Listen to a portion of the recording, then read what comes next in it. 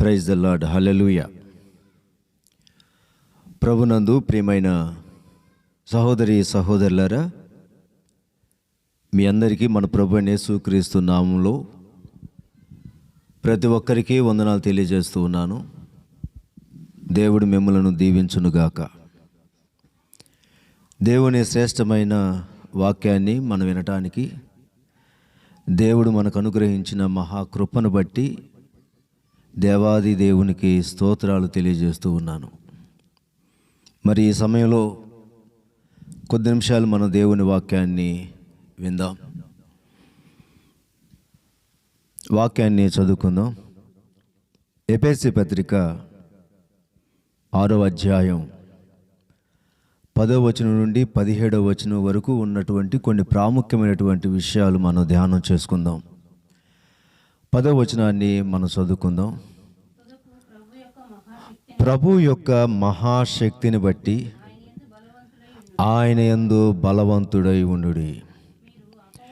మీరు అపవాది తంత్రములను ఎదురించుటకు శక్తిమంతులగునట్లు దేవుడిచ్చు సర్వాంగ కవచమును ధరించుకొనుడి. ప్రియమైన దేవుని బిడ్డలారా, చదవనటువంటి పాఠ్యభాగం ప్రభు యొక్క మహాశక్తిని బట్టి ఆయన యందు బలవంతులయుండుడి. 11వ వచనాన్ని మనం చూస్తే, మీరు అపవాది తంత్రములను ఎదురించుటకు శక్తిమంతులగునట్లు దేవుడిచ్చు సర్వాంగ కవచము ధరించుకొనుడి. అపోస్తలుడైనటువంటి పౌలు ఎఫెసీ సంఘానికి తెలియజేస్తున్నటువంటి అద్భుతమైనటువంటి మాటలు, సంఘాన్ని బలపరచటానికి అందించినటువంటి శ్రేష్టమైన దేవుని మాటలు.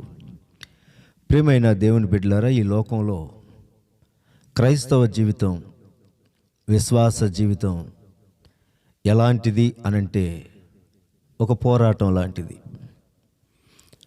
క్రైస్తవుడు యుద్ధ సన్నద్ధుడై పోరాటం చేసేటువంటి ఆ ప్రతిమ కలిగి ఉండాలి అనటానికి చెప్పబడినటువంటి మాటలు. ఈ లోకంలో మనం జీవిస్తూ ఉన్నాం. ఈ జీవన విధానం ఎలా ఉండాలి అనంటే, సాతాను తంత్రాలు, అపవాది కుయుక్తులను మనం ఎదిరించి పోరాటం చేసి విశ్వాస జీవితాన్ని కాపాడుకుంటూ మనం సాక్షి జీవితం కలిగి లోకంలో మనం ఉండాలి. దేవుని బిడలంగా లోకం నుంచి వేరై దేవునికి దగ్గరై ఆత్మ సంబంధమైనటువంటి అనుభవాలు కలిగి దేవుని పక్షాన మనం నిలబడుతున్నాము అనంటే జాగ్రత్త, మీరు మంచి పోరాడాలి అనేది. ప్రియమైన దేవుని బిడ్డలారా, ఇక్కడ 2 విషయాలు మనం జ్ఞాపకం చేసుకోవాలి. ప్రతి క్రైస్తవుడు ఎలా ఉండాలి అనంటే, ప్రభు యొక్క మహాశక్తిని బట్టి ఆయన యందు బలవంతులై ఉండుడి. ప్రతి ఒక్కరు కూడా ఆత్మీయ జీవితంలో బలవంతులుగా ఉండాలి. ఇది శరీరానికి సంబంధించినటువంటి శక్తి గురించి మాట్లాడలేదు, కానీ ప్రతి క్రైస్తవుడు కూడా ఆత్మీయంగా ఆత్మ సంబంధమైనటువంటి విషయాల్లో బలవంతులై ఉండాలి. ప్రియమైన దేవుని బిడ్డలారా, గొలియాతు బలవంతుడే, కానీ గొలియాతును నేను జయిస్తాను అన్నటువంటి దావీదు మాత్రం బాలుడే. దావీదుకు ఉన్నటువంటి మరి ఆ బలం, ఆ శక్తి, ఆ ధైర్యం ఎక్కడి నుంచి వచ్చింది, ఎలా మాట్లాడగలిగాడు అనేది మనం ఒకసారి చూస్తే, ఇక్కడ దావీదు తన బలం మీద ఆధారపడలేదు, కానీ దేవుని పక్షాన నిలబడ్డాను అంటున్నాడు. దేవుడు తనతో ఉన్నాడు, తను దేవునితో ఉన్నాడు. దేవునితో ఉన్నాను, నేను ఒంటరివాణ్ణి కాదు, దేవుడే నాకు బలం అని ధైర్యంగా ముందుకు అడుగులు వేశాడు. ఇక్కడ కావాల్సింది ఏమిటి అనంటే, ప్రతి క్రైస్తవునికి కూడా దేవుడు నాతో ఉన్నాడు, నేను దేవునితో ఉన్నాను అని ఓ ధైర్యం. దేవుడు మనకు భరోసా ఇస్తున్నాడు, నేను మీకు తోడై ఉంటాను అని. మరి ఇలాంటి సందర్భాల్లో క్రైస్తవుడు సాతాను తంత్రాల విషయంలో, అపవాది తంత్రాల విషయంలో మనం బలహీనులుగా ఉండటానికి వీల్లేదు. దేవుని బలం మీద మనం ఆధారపడి ఉండాలి. హల్లెలూయా. ప్రియమైన సహోదరి సహోదరులారా, రెండో విషయం ఏమంటాడు అనంటే, మీరు అపవాది తంత్రములను ఎదిరించుటకు శక్తివంతులగునట్లు దేవుడిచ్చు సర్వాంగ కవచము ధరించుకొనుడి. అపవాది తంత్రాలను ఎదిరించుటకు మనం శక్తివంతులం అవ్వాలి. ముఖ్యంగా బలవంతులు, శక్తివంతులైనటువంటి క్రైస్తవుడు పోరాట పటిమ కలిగి ఉండి దేవుడిస్తున్నటువంటిది ఏమిటి అంటే సర్వాంగ కవచాన్ని. ఇక్కడ సర్వాంగ కవచము అనేది మనం ధరించుకునేది కాదు, దేవుడు మనకిచ్చు సర్వాంగ కవచము. ఒకటి, యుద్ధ వీరులుగా ఒక సైనికునిగా నిలబడాలి అనుకున్నటువంటి వ్యక్తి బలవంతుడై ఉండాలి. ఆ బలం దేవుని మీద మనం ఆధారపడి ఉన్నప్పుడు ఆ శక్తి మనకు అర్థమవుతుంది.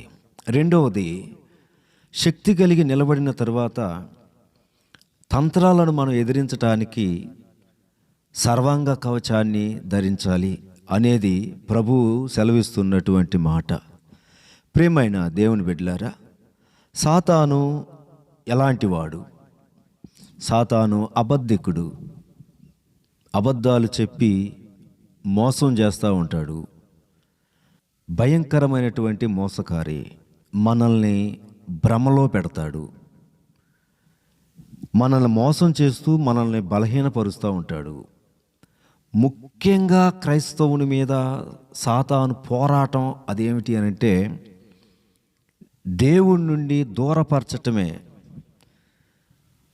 ఆ ప్రయత్నాలు సాతాను చేసినప్పుడు మనం దూరం అయ్యాము అనంటే దాదాపుగా సాతానుకు విజయం దక్కినట్టే. అనేక రకాలుగా సాతానుడు మన మీద పోరాటం చేస్తూ ఉంటాడు. దాదాపుగా మనల్ని బలహీనపరచటానికి నిందలు అనే బాణాలు వేస్తూ ఉంటాడు, అవమానం అనే బాణాలు వేస్తూ ఉంటాడు, నిరుత్సాహం అనే బాణాన్ని వేస్తూ ఉంటాడు, లేదా అనారోగ్యం అనే బాణాన్ని వేస్తూ ఉంటాడు. మరి ఇలాంటి సందర్భాలలో మనం నిలబడాలి అనంటే బలవంతులై ఉండాలి. నిలబడి పోరాటం చేయాలి అనంటే సర్వాంగ కవచాన్ని ధరించుకొని ఉండాలి. సాతానుడు ఎటువంటి వాడు అనంటే పేతురు వ్రాసినటువంటి మొదటి పత్రిక, పేతురు వ్రాసినటువంటి మొదటి పత్రిక 5వ అధ్యాయం 8వ వచనం తెలియజేసేటువంటి మాట ఏమిటంటే, నిబ్బరమైన బుద్ధి గలవారై మెలకువగా ఉండుడి. మీ విరోధి అయిన అపవాది మీ విరోధి అయిన అపవాది ఎలా ఉన్నాడంట? గర్జించు సింహము వలె ఎవరిని మింగుదునా అని వెతుకుచున్నాడు. ఇక్కడ మీరు గమనించండి, మనం పోరాటం చేయవలసింది ఎవరి మీద అంటే సాతానుడు ఎలాంటి వాడు తెలుసా? గర్జించే సింహము. మన పోరాటం ఎవరి మీద అంటే గర్జించే సింహము మీద మనం పోరాటం చేయటానికి సిద్ధపడ్డాం. అయితే మనం పొర్రపాటున దొరికాము అనంటే ఎవరిని మింగుదానా అని ఎదురు చూస్తున్నటువంటి సాతానుకి మనం చిక్కుతాం. మనం చిక్కాము అనంటే అమాంతంగా మింగేస్తాడు. అంటే దేవునికి దూరం చేస్తాడు, పరలోక రాజ్యానికి దూరం చేస్తాడు, పాతాళానికి నరకానికి దగ్గర చేస్తాడు. జాగ్రత్త. క్రైస్తవుడు జీవిస్తున్నటువంటి జీవితకాలం ఎలాంటిది అనంటే ఒక పోరాటం లాంటిది. క్రైస్తవుడి లోకంలో ఒక యుద్ధ వీరుడిగా ఉండాలి అనేది వాక్యం సెలవిస్తూ ఉంది. యాకోబు పత్రిక 4వ అధ్యాయం, యాకోబు పత్రిక 4వ అధ్యాయం 7వ వచనంలో ఉన్నటువంటి ఒక మాట నేను మీకు జ్ఞాపకం చేస్తాను. అదేమిటంటే చూడండి, యాకోబు పత్రిక 4వ అధ్యాయము 7వ వచనంలో ఉన్నటువంటి మాట. కాబట్టి కాబట్టి దేవునికి లోబడి ఉండుడి, అపవాదిని ఎదిరించుడి, అప్పుడు వాడు మీ యొద్ద నుండి పారిపోవును. ఇక్కడ చెప్పినటువంటి మాట ఏమిటంటే, మీరు అపవాదిని ఎదిరించుడి. మనంతట మనం మన శక్తిని బట్టి అపవాదిని ఎదిరించగలమా? ఎందుకంటే మనకున్న బలం కంటే అపవాదికి ఉన్నటువంటి బలమే ఎక్కువ. కానీ అపవాదిని మనం ఎప్పుడు ఓడిస్తాం? మనల్ని బట్టి అపవాది ఎప్పుడు పారిపోతాడు మన యొద్ద నుండి అని అంటే, దేవునికి లోబడి ఉండుడి అనే మొదటి మాట మనం ఎప్పుడూ జ్ఞాపకం ఉంచుకోవాలి. మనం చేయవలసింది ఏంటంటే, మన సంబంధం దేవునితో ఎలా ఉంది? దేవునికి మనం లోబడ్డామా? దేవుని వాక్యాన్ని వింటూ దేవుని వాక్యాన్ని అంగీకరిస్తున్నామా? వాక్యానుసారంగా మనం జీవించగలుగుతున్నామా? మనం మాట్లాడే ప్రతి మాట, మన ఆలోచన, మన నడత, మన నడవడిక ప్రతీది కూడా దేవుని వాక్యానుసారమేనా? ఒక్కసారి పరీక్షించుకోవాలి. మనం దేవునికి సంపూర్ణంగా లోబడి దేవుడే నాకు బలము అనే ధైర్యం మనకున్నప్పుడు, ఇప్పుడు అంటాడు రెండోది, అప్పుడు అపవాదిని మీరు ఎదిరించండి అంటాడు. అపవాదిని ఎదిరించండి, అప్పుడు మీరు పోరాటం చేయండి. ప్రతిఫలం ఎలా ఉంటుంది అని అంటే, అప్పుడు వాడు మీ యొద్ద నుండి పారిపోతాడు. అపవాదిని మనం జయించాల్సినటువంటి యుద్ధ వీరులుగా మనం ఉండాలి అనుకున్నప్పుడు, మనం మొదట చేయవలసింది దేవునికి లోబడి అపవాది మీద మనం పోరాటం చేయాలి. అప్పుడు మాత్రమే మనకు విజయం వస్తుంది. హల్లెలూయా, హల్లెలూయా. కనుక ప్రియమైన దేవుని బిడ్డలారా, ఈ పోరాటం మీరు 12వ వచనాన్ని ఒకసారి మీరు చూస్తే, అందులో రాయబడి ఉన్నటువంటి మాట ఏమిటంటే, ఎవరి మీద మన పోరాటం అనే ఒక మాటను జ్ఞాపకం చేసుకొని వాక్య భాగంలో ముందుకు మనం వెళ్ళిపోదాం. అక్కడ చెప్పబడినటువంటి మాట ఏమిటంటే, ఏలయనగా మనము పోరాడునది శరీరులతో కాదు గాని ప్రధానులతోనూ అధికారులతోనూ ప్రస్తుత అంధకార సంబంధులకు లోకనాథులతోనూ ఆకాశ మండలమందు దురాత్ముల సమూహములతోనూ పోరాడుచున్నాము. ఈ రోజున విశ్వాసిగా మనం నిలబడ్డాము అని అంటే, ఈ విశ్వాస జీవితం అనేది ఒక పూలబాటలా ఉండదు. మనం అనుక్షణం పోరాటం చేస్తూ విశ్వాస యాత్రలో దేవుని పక్షాన మనం బలంగా నిలబడాలి. అందుకని ఇక్కడ చెప్పబడినటువంటి మాట ఏంటంటే, మనతో ఉన్నటువంటి, మన చుట్టూ ఉన్నటువంటి సమాజం కూడా ఎలా ఉంది అని అంటే, ఇక్కడ అంటున్నటువంటి మాట, శరీరులతో కాదు కానీ ప్రధానులతోనూ అధికారులతోనూ ప్రస్తుత అంధకార సంబంధులు లోకనాథులతోనూ ఆకాశ మండలమందున్న దురాత్ముల సమూహములతోనూ పోరాడుచున్నాము. ప్రియమైన దేవుని బిడ్డలారా, అధికారం దుర్వినియోగం అయితే జాగ్రత్త, చూస్తూ ఉండేది కాదు క్రైస్తవ్యం. ప్రధానులతో అధికారులతో ప్రస్తుత అంధకార సంబంధముకు లోకనాథులు, ఇప్పుడు ప్రస్తుతం అంటే ఇప్పుడు ఎలా ఉన్నారు అంటే అంధకార సంబంధులుగా, అంటే చీకటి సంబంధులుగా. మనమైతే దేవుణ్ణి అంగీకరించి విశ్వాస జీవితం కలిగి మరి చీకటిలో నుండి ఆశ్చర్యకరమైనటువంటి వెలుగులోనికి పిలువబడ్డాం. మనం ఎవరమే అనంటే, పిలువబడినటువంటి మనము, ఈ విశ్వాసుల సమూహము, క్రీస్తు రక్తము చేత కడగబడినటువంటి వారము. ఇంకా మనం చీకటి సంబంధులం కాదు, వెలుగు సంబంధులం. ప్రభు ఏమన్నాడో తెలుసా? నేను లోకానికి వెలుగై ఉన్నాను అని అంటాడు. అని మనతో చెప్పిన మాట ఏంటో తెలుసా? మీరు కూడా లోకానికి వెలుగై ఉన్నారు. మీరేమై ఉన్నారు? వెలుగై ఉన్నారు. మరి వెలుగై ఉన్నటువంటి వారికి, ఇంకా చీకట్లో అంధకారంలో ఉన్నటువంటి వారికి పొంతన కుదురుతుందా? వీరు సహవాసంలో కొనసాగలరా? ఇక్కడ ఏమంటాడు అంటే, మనం వెలుగు సంబంధులుగా నిలబడ్డప్పుడు అంధకార సంబంధులు మన మీద పోరాటం చేస్తారు.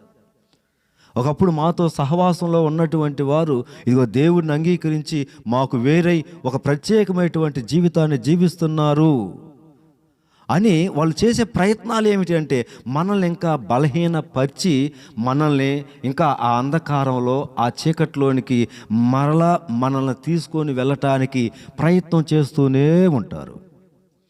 అయితే మనం మౌనంగా ఉండాలా? కాదు.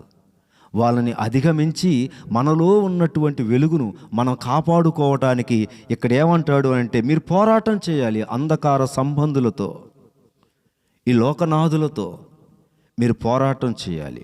మరి ముఖ్యంగా ఇంకొక మాట ఏమంటాడు అంటే ఆకాశ మండలమందు దురాత్మల సమూహముతోనూ పోరాడుచున్నాము. క్రైస్తవ జీవితం ఎలాంటిది అని అంటే మనల్ని బలహీనపరిచి, మనల్ని కృంగదీసి, మనల్ని నిందించి, మనల్ని అవమానపరిచే ప్రతి విషయంలో కూడా మనం ధైర్యం కలిగి పోరాడి యుద్ధ వీరులుగా దేవుని పక్షాన నిలబడాలి. యుద్ధ వీరులు, సైనికులుగా మనమందరము సైనికులము. అయితే మనం ఆరాధించేటువంటి దేవుడు ఈ సైన్యములకు అధిపతి అయినటువంటి దేవుడు. హల్లెలూయా. మీరు గమనించండి ప్రియమైన దేవుని బిడ్డలారా, పోరాటం చేయాలి. ఒకటి బలవంతులై ఉండాలి, మరొకటి సర్వాంగ కవచాన్ని ధరించుకోవాలి. రోమాపత్రిక 13వ అధ్యాయం వాక్యాన్ని చూద్దాం. రోమాపత్రిక 13వ అధ్యాయం 12వ వచనంలో ఓ శ్రేష్టమైనటువంటి మాటను నేను మీకు జ్ఞాపకం చేస్తాను. రాత్రి చాలా గడిచి పగలు సమీపముగా ఉన్నది గనుక మనము అంధకార క్రియలను విసర్జించి తేజ సంబంధమైన యుద్ధోపకరణములు ధరించుకొందుము. అపోస్తలుడైనటువంటి పౌలు ఇక్కడ ఎఫెసీ సంఘానికి సర్వాంగ కవచము అని తెలియజేస్తూ ఉన్నాడు.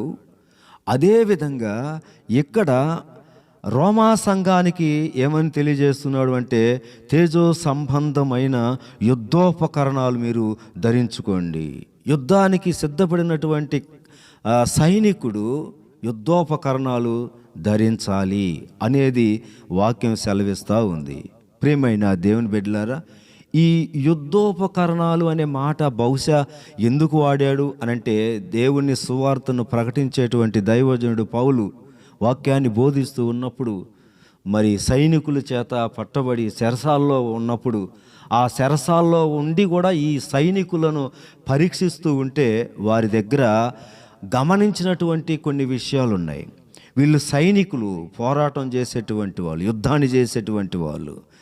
వీళ్ళ దగ్గర ఆయన చూసినటువంటి 6 ప్రాముఖ్యమైనటువంటి యుద్ధోపకరణాలు చూశాడు. ఎన్ని అంటే 6 అంట. ఒకటి దట్టి చూశాడు, రెండవది మైమరుపు చూశాడు, మూడవది జోడు చూశాడు, నాలుగవది డాలు చూశాడు, ఐదవది శిరస్నానము చూశాడు, ఆరవది ఖడ్గాన్ని చూశాడు. ఇవన్నీ కూడా వాళ్ళు ధరించి ఉన్నారు. ఆ సైనికులను చూసిన తర్వాత ఎఫెసీ సంఘానికి ఆయన ఏమంటాడు అంటే మీరు కూడా యుద్ధోపకరణాలు ధరించండి. అవి ఎలాంటివి అనంటే అవి ఆత్మ సంబంధమైనటువంటివి, తేజో సంబంధమైన యుద్ధోపకరణాలు. సర్వాంగ కవచాన్ని మీరు ధరించండి. ఈ సర్వాంగ కవచం మనం సంపాదించుకునేది కాదు, దేవుడిచ్చిన సర్వాంగ కవచము అంటాడు. దేవుడిచ్చిన అనుగ్రహించినటువంటి సర్వాంగ కవచము అంటాడు.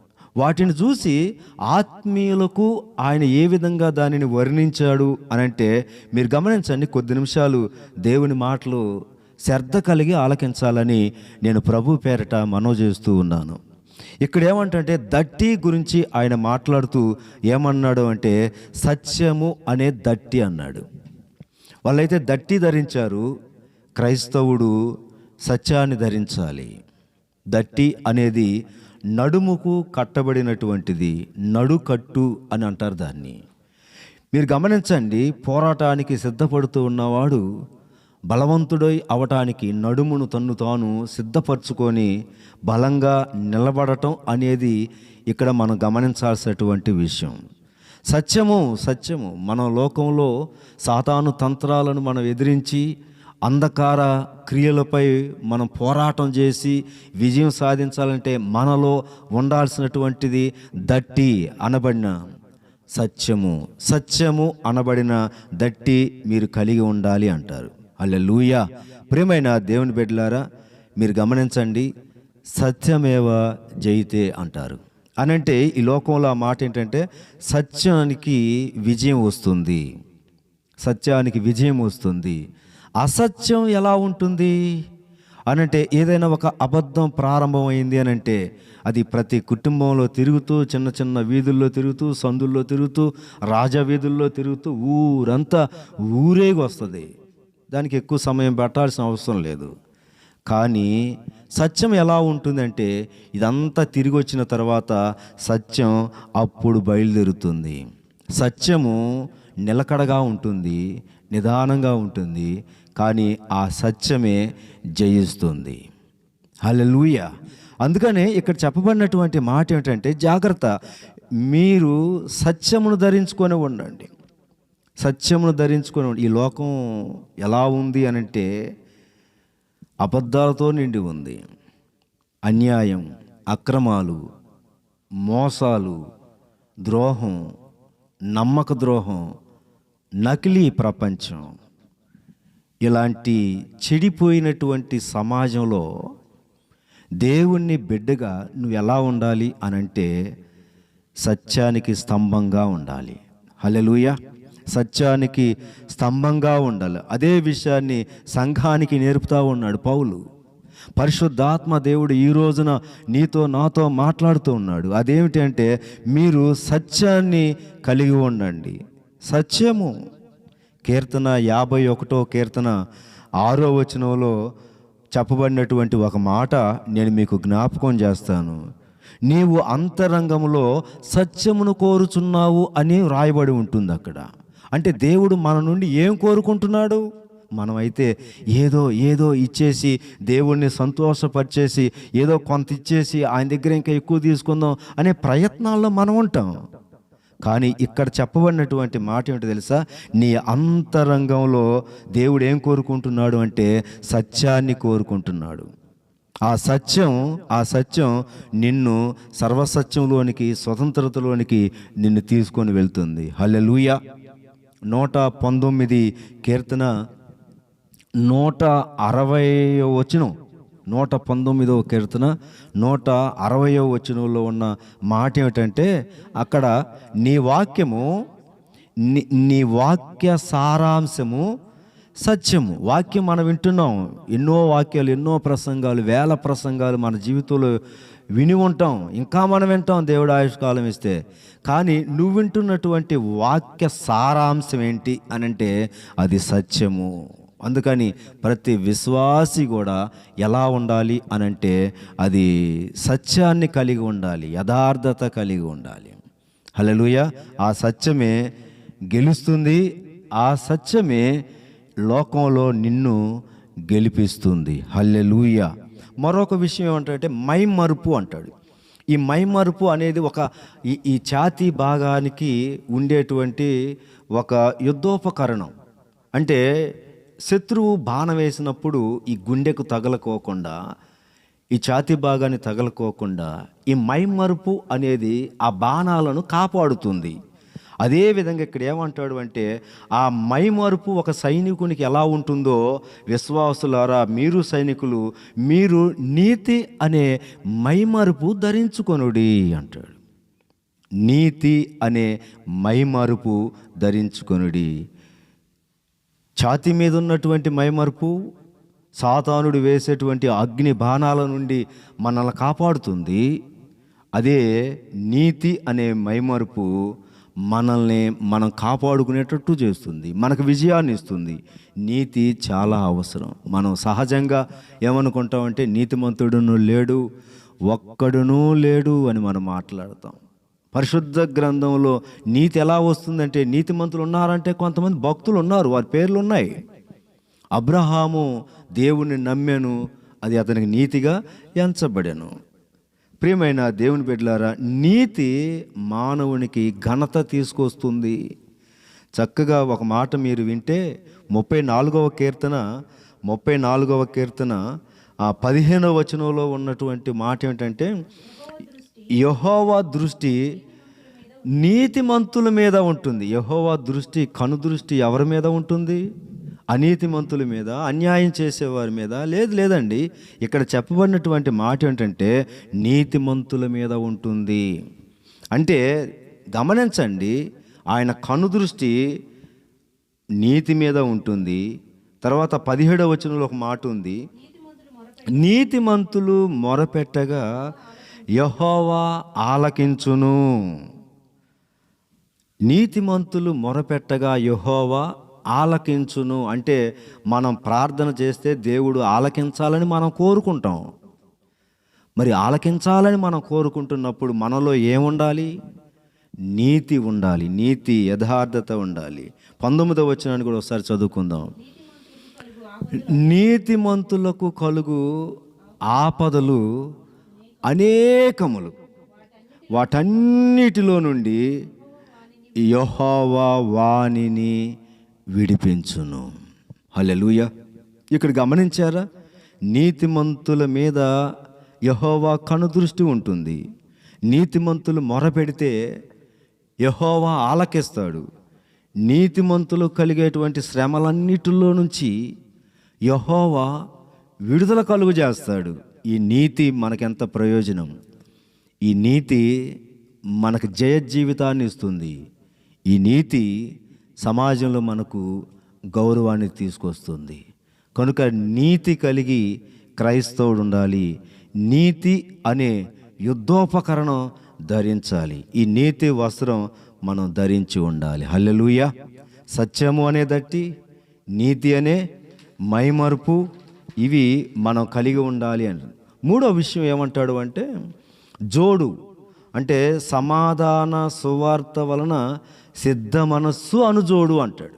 ఇక్కడ మీరు గమనించండి, సువార్త ఆలకించటం ద్వారా, దేవుని వాక్యాన్ని వినటం ద్వారా మనం ఎలా ఉండాలి అంటే, ఒకటి సమాధానము, సిద్ధపాటు, సిద్ధ మనస్సు కలిగి ఉండటం. మీరు గమనించండి, 10 మంది కన్యకలు ఉన్నారు. ఈ 10 మంది కన్యకల్లో 5 మాత్రమే పెండ్లి విందుకు వెళ్ళారు. ఒక 5 వెళ్ళలేకపోయారు. కారణం ఏంటి అంటే, వెళ్ళినటువంటి 5 సిద్ధపాటు ఉంది. ఏ సమయంలో ఎలా ఉండాలి అని ఓ సిద్ధపాటు ఉంది. రెప్పపాటులో దేవుడు రాబోతున్నాడు అన్నప్పుడు దానికి సిద్ధపాటు కలిగి ఉండటం చాలా ముఖ్యం. నేడో రేపో ఆయన రాబోతున్నాడు అంటున్నాం అనే మాట పలుకుతున్నాం, కానీ మనలో సిద్ధపాటు లేదు. క్రైస్తవుడా, నీకు సిద్ధపాటు ఉండాలి అని చెప్పటానికి ఇక్కడ చెప్పబడినటువంటి మాట మీరు గమనించండి. ప్రియమైన దేవుని బిడ్డలారా, ఈ వాక్యాన్ని ఆలకిస్తున్నటువంటి నీవు మార్పు చెంది రక్షణలోనికి నువ్వు వచ్చినప్పుడు, మరి ఇంకా అనేక మందిని కూడా దేవుని వైపు నడిపించాలి అనే ఆ సిద్ధపాటు ఉందా? నువ్వు సిద్ధపడ్డావా? మీరు గమనించండి, ఆ సిద్ధపాటు చాలా ఒక్క పని దేవుడు నీకు అప్పచెబితే, ఇదిగో నేను సిద్ధంగా ఉన్నాను అంటావా? లేదా ఈరోజు కాదు ప్రభా, ఈ వయసులో కాదు ప్రభా అని. చాలామంది లోకంలో ఎలా ఉన్నారంటే, చిన్నపిల్లలు, యవ్వన బిడ్డలు, వారికి దేవుడు అక్కర్లేదు అని మాట్లాడుతున్నారు కొంతమంది పెద్దలు కూడా. మా యవ్వన బిడ్డలు కుటుంబంలో వారికి బాప్తీసం ఏంటండి ఇప్పుడు అని అంటున్నారు. మీరు గమనించండి, లోకాన్ని ఒకసారి చూడండి. చిన్న బిడ్డలను, యవ్వన బిడ్డలను, ఏ వయసు అయినా సరే దేవుడు వారిని పిలుచుకుంటున్నాడు. అకస్మాత్తుగా ప్రమాదాలకు లోనై కుటుంబాలకు దూరం అయిపోతున్నారు, లోకాన్ని విడిచి వెళ్తున్నారు. మీరు గమనించండి, సహజంగా మనిషి ఆలోచన ఎలా ఉంది అని అంటే, ఈ లోకాన్ని అనుభవించగలిగినటువంటి శక్తి నా శరీరానికి ఉన్నంతకాలం దేవుడితో నాకేం పని అనుకుంటున్నారు. ఇప్పుడు ఈ శక్తి ఉడికిపోయింది, వృద్ధాప్యం వచ్చింది, లోకం ఇచ్చేటువంటి ఆనందాన్ని నేను ఇక అనుభవించలేను, కనుక ఇప్పుడు మొదలు పెడదాం భక్తి అనుకుంటున్నారు. చాలా పొరపాటు. నువ్వు సిద్ధపడాలి ఇప్పుడే. ఈ వాక్యం వింటున్న నీవు తప్పనిసరిగా నీవు దేవునికి కావాలి, దేవుని పరిచర్య కావాలి, దేవుని పనిలో నువ్వు వాడబడటానికి ఒక పాత్రగా నిన్ను నియమించబోతున్నాడు. నువ్వు సిద్ధపడటానికి ఇప్పుడే నిర్ణయం తీసుకోవాలి. హల్లెలూయా.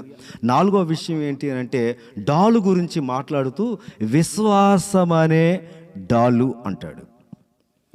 శత్రువు వేసేటువంటి బాణాలు తగలకోకుండా కాపాడుకోవటానికి ఒక చేత్తో డాలు పట్టుకుంటారు. వచ్చే ఒక్కొక్క బాణం ఒక్కొక్క దెబ్బ తగలకోకుండా ఆ దెబ్బ నుండి తప్పించుకోవటానికి ఈ డాలు అనేది అడ్డం పెడతా ఉంటారు. అదే విధంగా ఇక్కడ ఏమంటే ఏ విధంగా పోల్చాడు అంటే విశ్వాసము అనే డాలు అంటాడు. ఓ క్రైస్తవుడా, నువ్వు యుద్ధ వీరుడవు, సైనికుడవు, పోరాటం చేయటానికి సిద్ధపడ్డావు. మరి నీ దగ్గర ఏముండాలి అని అంటే ఇదిగో విశ్వాసం ఉండాలి. విశ్వాసం అనే డాలు నీ దగ్గర ఉండాలి అంటాడు. మీరు గమనించండి ప్రియమైన దేవుని బిడ్డలారా, విశ్వాసం వలన మనం జయిస్తాం, లోకాన్ని జయిస్తాం. విశ్వాసం వలన సాతాను తంత్రాలను, అపవాది తంత్రాలను మనం జయిస్తాం. విశ్వాసం గురించి మాట్లాడాలి అంటే పరిశుద్ధ గ్రంథంలో ప్రభువును వెంబడించినటువంటి వారిలో కూడా ప్రభువును చూస్తూ, ప్రభు కార్యాల్లో పాల్గొంటూ, ప్రభు నోట నుండి వచ్చేటువంటి మాటలు వింటూ కూడా కొంతమంది వారి జీవితాల్లో అల్ప విశ్వాసులుగానే ఉన్నట్టుగా మనం చదువుతూ ఉన్నాం. చూడండి, ఒక సముద్ర ప్రయాణంలో శిష్యులందరూ ఉన్నారు, ప్రభు కూడా ఆ నావలోనే ఉన్నారు. ఆ ప్రయాణం సాగుతూ ఉన్నప్పుడు తుఫాను వచ్చింది. ఆ తుఫాన్లో శిష్యులందరూ యేసు ప్రభు ఉన్నప్పటికీ కూడా వాళ్ళు భయపడ్డారు. భయపడలేదా? ఉన్నప్పటికీ కూడా నీకు చింత లేదా ప్రభువా, నీకు చింత లేదా, మేము నశించిపోతున్నాం అని కేకలు పెట్టారు. ప్రభు ఉన్నాడు అనే ధైర్యం ఏమైంది అనంటే వారిలో విశ్వాసం ఉంది. కానీ ప్రభు ఏమన్నాడు తెలుసా? అల్ప విశ్వాసం ఉంది అన్నాడు. అంటే విశ్వాసం ఉంది కానీ ఉండాల్సినంత లేదు, తక్కువగా ఉంది. అందుకని ఇక్కడ ఏమంటే విశ్వాసము చాలా ప్రాముఖ్యమైనటువంటిది. మనలో ఉన్నటువంటి విశ్వాసాన్ని మనం ఒకసారి పరీక్షించుకుందాం. ఒకవేళ అది ఇంకా అల్ప విశ్వాసంగానే ఉందా, లేదా సమస్యలను ఎదిరించగలిగినటువంటి ఓ బలమైనటువంటి విశ్వాసం ఉందా? ఒక శతాధిపతి తన దాసుడు విషయమై ప్రభు దగ్గరికి వచ్చినప్పుడు, చావు బ్రతుకుల్లో ఉన్నారని ప్రభువుని వేడుకుంటున్నప్పుడు ప్రభు అన్నాడు, పద ఇంటికి వెళ్దాం అన్నప్పుడు ఏమన్నాడు తెలుసా? నీవు నా ఇంటికి రావటానికి నాకు అర్హత లేదు అంటాడు. ఇక్కడే ఉండి నువ్వు మాట మాత్రం సెలవివ్వు, నా దాసుడు బాగుపడతాడు అని చెప్పాడు. అప్పుడు ఇశ్రాయేల్ ప్రజలందరం చూచి చుట్టూ ఉన్నటువంటి ప్రజలను చూసి దేవుడు ఏమన్నాడు తెలుసా? ఇశ్రాయేల్ ప్రజల్లో ఇంత గొప్ప విశ్వాసం ఉన్నట్టు నేను ఎవరిలో చూడలేదు అంటాడు. అంటే అల్ప విశ్వాసులను చూసాం, గొప్ప విశ్వాసులను చూసాం. గొప్ప విశ్వాసం మనకు జయాన్ని తెస్తుంది. ఈరోజు విశ్వాసులంగా మనం దేవుని వాక్యాన్ని వింటున్నాం, దేవుని సన్నిధిలో ఉంటున్నాం, దేవుని సహవాసంలో ఉంటున్నాం. నీ విశ్వాస జీవితాన్ని ఒకసారి పరీక్షించుకోవాలి. నా విశ్వాస జీవితాన్ని నేను పరీక్షించుకోవాలి. ఇది అల్పమైనటువంటిదా లేదా గొప్పదా, బలమైనటువంటిదా? ఏదైనా సమస్య వచ్చినా కానీ నేను నిలబడగలుగుతున్నానా, లేదా ఏదైనా శోధన వచ్చినప్పుడు కుంగిపోయి కుమిలిపోతూ నా శక్తి మీదే నేను ఆధారపడుతున్నానా? ఒకసారి పరీక్షించుకోవాలి. ఏది ఏమైనా దేవుడున్నాడు అని నిలబడితే ఆ విశ్వాసాన్ని కోరుకుంటున్నాడు, ఆ విశ్వాసాన్ని కోరుకుంటున్నాడు. అందుకని విశ్వాసము అనే డాలు ఉండాలి అంటాడు. 5వది ఏమిటి అని అంటే శిరస్త్రాణము, అంటే తలకు ధరించాల్సినటువంటిది. బైక్ మీద ప్రయాణం చేస్తున్నటువంటి వారు తలకి హెల్మెట్ పెట్టుకుంటారు కదా. మీరు గమనించండి ప్రియమైన దేవుని బిడ్డలారా, రోడ్డు ప్రమాదాలు జరుగుతూ ఉంటాయి. జరుగుతూ ఉన్నప్పుడు కాళ్ళు పోయినా ఒక కుంటోడిగా బతకొచ్చు, చేతులు పోయినా అలాగ బ్రతకొచ్చు. కానీ తలకు దెబ్బ తగిలితే చాలా ప్రమాదం అది. అందుకని ఇక్కడ ఏమంటాడు అంటే పోలీసులు ఆపి చలానా వేస్తారు, నువ్వు హెల్మెట్ లేని దగ్గర అని. మీరు గమనించండి, దాన్ని ఆలోచించి ఇదిగో ఈ వాక్యాన్ని అర్థం చేసుకోవటానికి ప్రయత్నం చేయండి. ఒక హెల్మెట్ ప్రమాదం నుంచి కాపాడుతుంది అనుకున్నప్పుడు ఇక్కడ రక్షణ అనే శిరస్త్రాణము మనల్ని నరకం నుంచి కాపాడుతుంది. రక్షణ అవసరం, రక్షణ అవసరం. నువ్వు వాక్యాన్ని నమ్మి, వాక్యాన్ని విశ్వసించి, పాప క్షమాపణ విషయమై నువ్వు బాప్తీసం పొంది, రక్షణ అనుభవాలు కలిగి, పరిశుద్ధాత్మ అభిషేకం కలిగి, దేవునిలో దైవ సహవాసంలో ఈ లోకంలో వెలుగు సంబంధులుగా నువ్వు కొనసాగటం అవసరం. అదే మనకి మరణం నుండి విజయాన్ని ఇస్తుంది. హల్లెలూయా. 6వ విషయానికి వెళ్తే ఇక్కడ ఏమంటాడు అంటే ఖడ్గము అంటాడు. అంటే వాక్యము అనే ఖడ్గము. హెబ్రీ పత్రిక 4వ అధ్యాయం 12వ వచనంలో ఉన్నటువంటి ఒక మాట మీకు జ్ఞాపకం చేస్తాను. 4వ అధ్యాయం 12వ వచనంలో ఉన్నటువంటి మాట మీకు జ్ఞాపకం చేస్తాను. ఎందుకనగా దేవుని వాక్యము సజీవమై బలము గలదై రెండంచులు గల ఎటువంటి ఖడ్గము కంటెను వాడిగా ఉండి ప్రాణాత్మలను, కీళ్లను, మూలుగులను విభజించునంత మట్టుకు దూరుచు హృదయం యొక్క తలంపులను, ఆలోచనలను శోధించుచున్నది. దేవుని వాక్యం ఎలాంటిదంటే సజీవమైన బలమైన రెండంచులు గల ఖడ్గము. క్రైస్తవుని దగ్గర ఏముండాలో తెలుసా? నేను దేవుణ్ణి అంగీకరించాను అంటే మీరు గమనించండి, మన చేతుల్లో ఏముంది? బైబిల్ తీసుకొని ప్రార్థనకు వస్తూ ఉన్నాం. కానీ హృదయంలో కూడా ఏముండాలి అని అంటే వాక్యం ఉండాలి. ఈ వాక్యం ఎలాంటిది అని అంటే మనల్ని ఖండిస్తుంది. మీరు గమనించండి, ఇది ఒక ఖడ్గము లాంటిది అంటాడు. ఈ వాక్యం అనే ఖడ్గాన్ని బట్టి సాతానుపై మన విజయాన్ని సాధించాలి. ఈ అంధకార సంబంధులు, లోకనాథులపై మనం పోరాటం చేసి విజయాన్ని సాధించాలి అని అంటే ఇక్కడ చెప్పబడినటువంటి మాట ఏంటో తెలుసా? వాక్యం అనే ఖడ్గము మీకు ఉండాలి అంటాడు. ప్రియమైన దేవుని బిడ్డలారా, సహోదరి సహోదరులారా, ఈ ప్రకటన గ్రంథం 1వ అధ్యాయం 16వ వచనంలో కూడా ఉన్నటువంటి ఒక మాట నేను మీకు జ్ఞాపకం చేసి ఈ వాక్యాన్ని ముగిస్తాను. ప్రకటన గ్రంథం 1వ అధ్యాయం 16వ వచనాన్ని మనం ఒకసారి చూద్దామా? ఆయన తన కుడి చేత 7 నక్షత్రములు పట్టుకొని ఉండెను. ఆయన నోటి నుండి రెండంచులు గల వాడి అయిన ఖడ్గం ఒకటి బయలు వెడలుచుండెను. రెండంచులు కలిగిన వాడి అయిన ఖడ్గం ఒకటి బయలు వెడలుచుండెను. మీరు గమనించండి ప్రియమైన దేవుని బిడ్డలారా, దేవుని నోట నుండి వచ్చే ప్రతి శబ్దము అది ఎలాంటిది అని అంటే రెండంచులు కలిగినటువంటి ఖడ్గము. అది దేవుని వాక్యము. ఆ మాట మనం వింటున్నాం. ఆ శక్తి కలిగినటువంటి దేవుని స్వరాన్ని మనం వింటున్నాం. ఇది ఏంటి అంటే మన పాప జీవితాన్ని ఖండిస్తుంది. ఎక్కడికి వెళ్ళాలో ఆ మూలుగలలో నుండి అది దూరి ఏదైతే మన ఆత్మీయ జీవితానికి ప్రమాదమై ఉన్నదో ఆ ప్రమాదమైన దానిని అమాంతంగా బయటికి తీసుకొచ్చి మనకు విజయాన్ని ఇచ్చేదే దేవుని వాక్యం. ఆ వాక్యం మనకు విజయాన్ని ఇస్తుంది. ఆ వాక్యం మనల్ని నడిపిస్తుంది.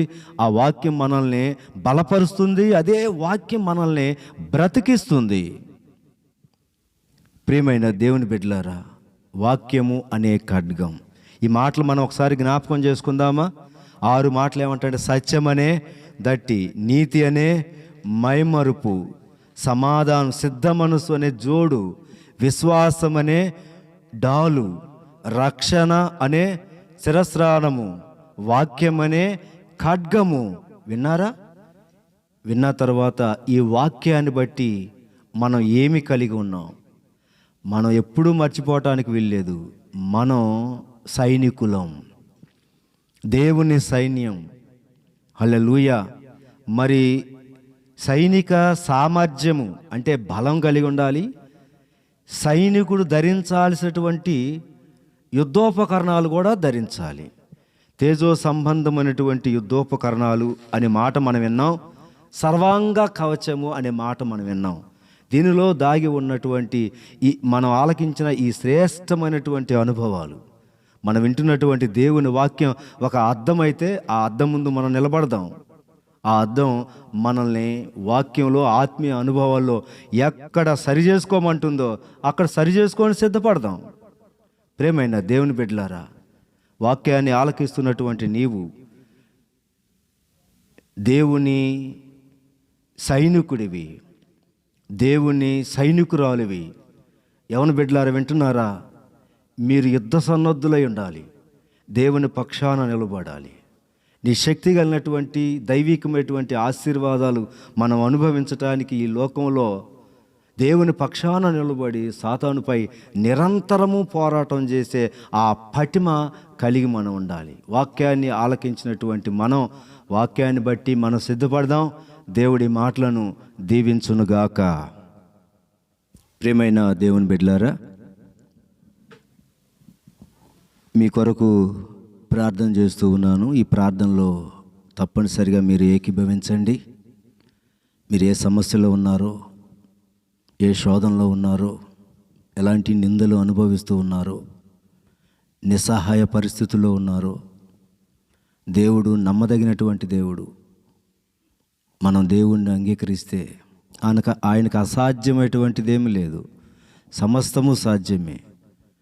నీ సమస్యల నుండి నిన్ను విడిపించి నీకు ధైర్యాన్ని, నెమ్మదిని ఇవ్వటానికి మనం ఆరాధించేటువంటి దేవుడు శక్తి కలిగినటువంటి దేవుడు. ఈ ప్రార్థనలో ఏకీభవించండి, దేవుడు మిమ్మల్ని దీవిస్తాడు.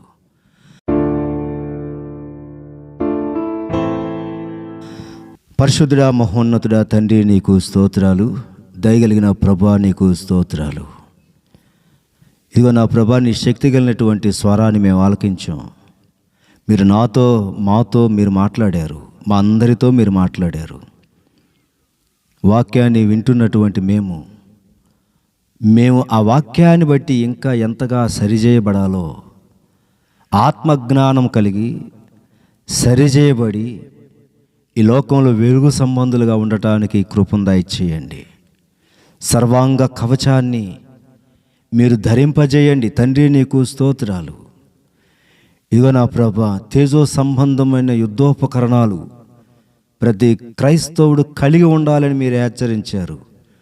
దీవించండి ఆయన బిడ్డలను మీరు ఆస్వాదించండి, ఆత్మీయ అనుభవాల్లో స్థిరపరచండి, వెలుగు సంబంధులుగా మీరు వెలిగించండి. ఇంకా అనేకుల కొరకు ప్రకాశించేటువంటి దీపాలుగా ఉండటానికి మీరు దీవించండి. ఈ ప్రార్థనలో ఏకీభవిస్తున్నటువంటి కుటుంబాలు ఏ సమస్యలో ఉన్నారో, ఎలాంటి శోధనలో ఉన్నారో, ఏ విధమైన ఆపదల్లో ఉన్నారో, అప్పుల బాధల్లో ఉన్నారో, బిడ్డల సమస్యలు, కుటుంబ యజమాను సమస్యలు, భార్య సమస్యలు, ఆర్థికపరమైనటువంటి సమస్యలు, ఏ విషయంలో బలహీనంగా ఉన్నారో విడుదల దయచేయండి ఆయన, విడుదల దయచేయండి, శక్తిని దయచేయండి, మనసుకు నెమ్మది దయచేయండి. మీ పక్షాన బలవంతులుగా నిలబెట్టండి.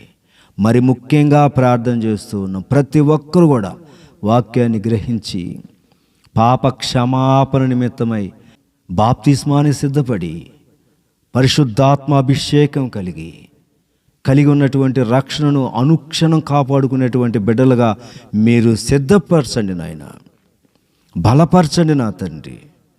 యాజకునిగా ఈ బిడ్డలను దీవిస్తూ ఉండగా ఈ ఆశీర్వాదాలు ఈ కుటుంబాల్లో స్థిరపరచండి. ఎదురు చూస్తున్న ప్రతి ఆశీర్వాదం అనుభవిస్తూ మరెక్కువగా మిమ్మల్ని స్తుతించడానికి కృపను దయచేయండి. ఈ కుటుంబాలకు మీరు తోడుగా ఉండి నడిపించమని మా ప్రభును త్వరగా రానయ్యున్న యేసుక్రీస్తు నామములో అడిగి వేడుకొనుచున్నాం తండ్రి. Amen, amen. మన ప్రభు అయిన యేసుక్రీస్తు కృపయు, తండ్రి అయిన దేవుని ప్రేమయు, పరిశుద్ధాత్ముని సహాయము సహవాసము మనందరికి సదాకాలం తోడయుండి నడిపించునుగాక. ఆమెన్.